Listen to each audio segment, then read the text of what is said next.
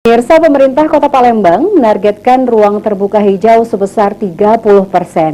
Penimbunan rawa membuat resapan air semakin berkurang.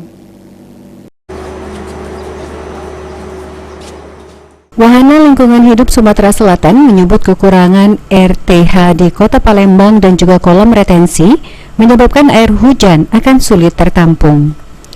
Banyaknya pembangunan yang tidak menyesuaikan kontur lingkungan seperti penimbunan rawa atau mengubah tanah menjadi semen sehingga resapan air semakin berkurang. Berdasarkan data Dinas PUPR Kota Palembang, saat ini RTH yang menjadi tempat resapan air masih kurang. Dari total luasan Palembang sebesar 40.000 hektar, hanya tersedia 3.247 hektar RTH atau sekitar 14%. Padahal dalam Undang-Undang Nomor 26 Tahun 2007 tentang Tata Ruang diatur jika target RTH yakni sebesar 30%. Pemerintah Kota Palembang terus mengupayakan penambahan RTH dan kolam retensi.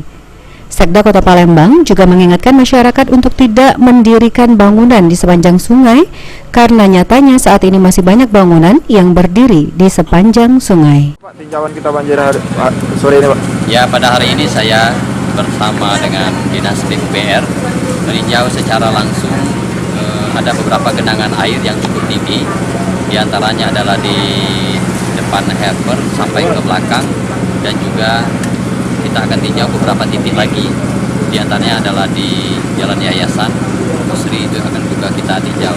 Ternyata pada hari ini di belakang Herper ada beberapa rumah penduduk atas masukan dari Pak Camat dan juga Ibu Lurah dan RT setempat, ternyata rumah penduduk banyak genangan air. Dan ini pertama langkah kita coba kita sedot dulu biar nyaman para warganya, juga jalan-jalannya juga. Terus langkah berikutnya akan kita cari solusi dan nanti akan saya libatkan seluruh stakeholder yang terkait untuk mencari solusi sehingga tidak terulang kembali terhadap genangan air maupun banjir yang beberapa hujan yang kemarin kita